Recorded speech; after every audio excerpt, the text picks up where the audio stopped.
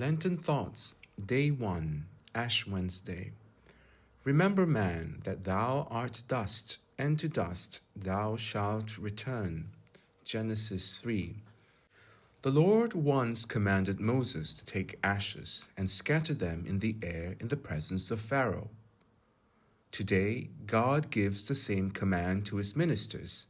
He wills that they cast ashes upon our heads to inspire us with fear. This second ceremony is very different from the first. The mystery of the ashes scattered by Moses ended in the obstinacy, blindness, and hardening of the heart of that unfortunate prince.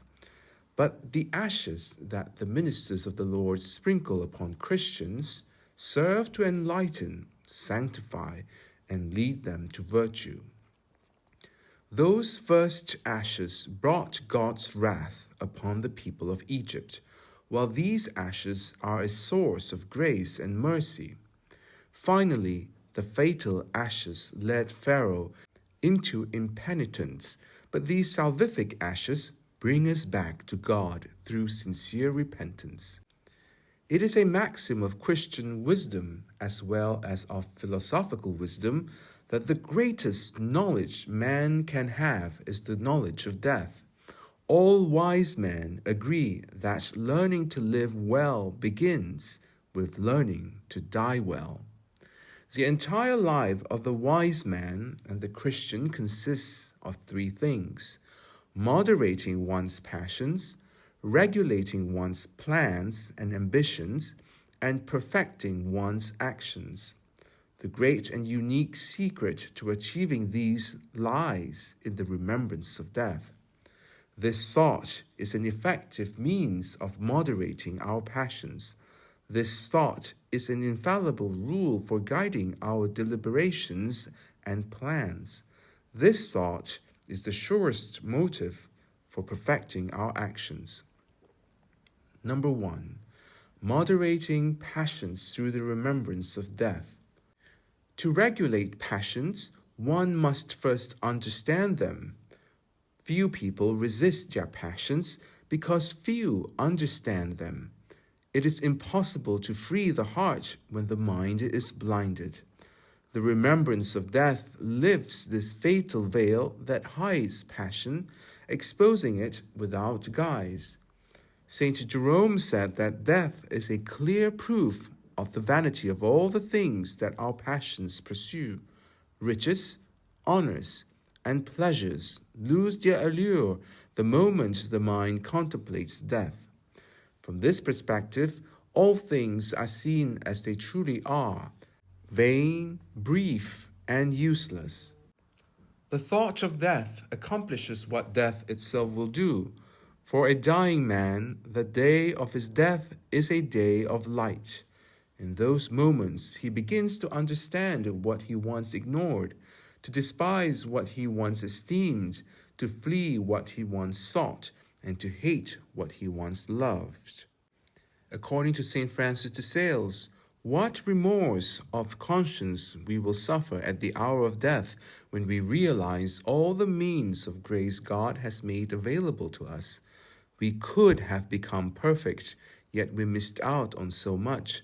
This will be our greatest source of worry at that last moment. The remembrance of death allows us to die in thought and spirit before dying in reality. By virtue, it enables us to renounce with merit what death will one day force us to leave without merit. A dead man is no longer moved by any passion.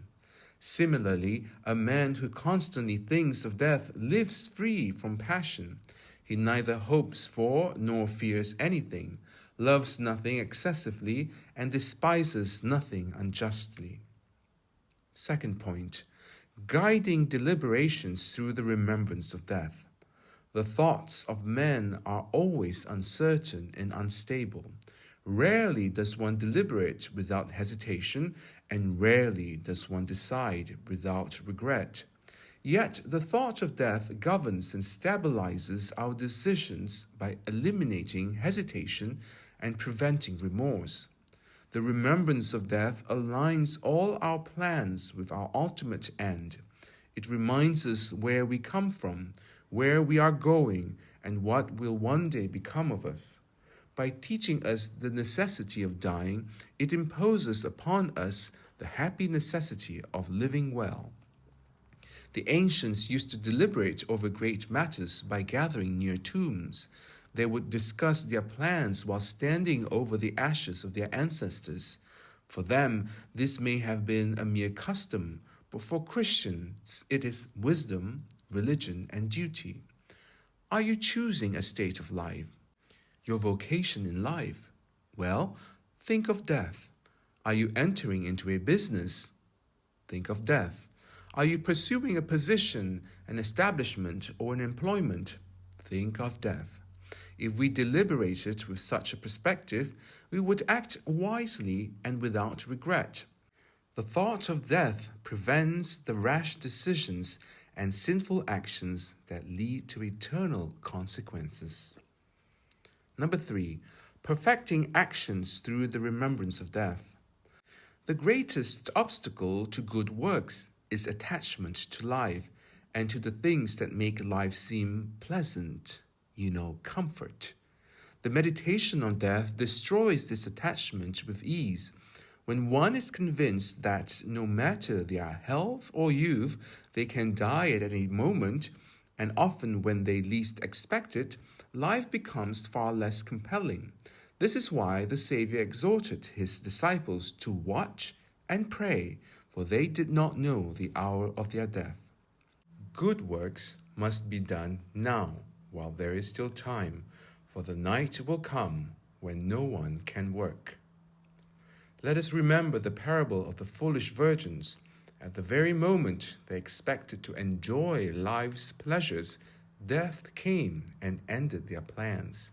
Since all things pass away and only good works endure, let us think only of practicing them. If you reflect on death, it will transform you. Memento homo quia pulvis es.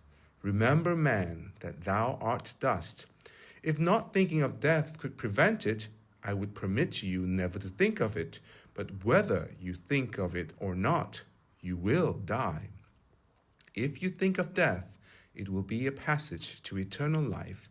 If you do not, this temporary death will lead to eternal death. Amen.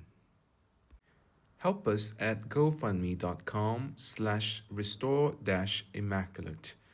Thank you for your Lenten generosity. May God bless you.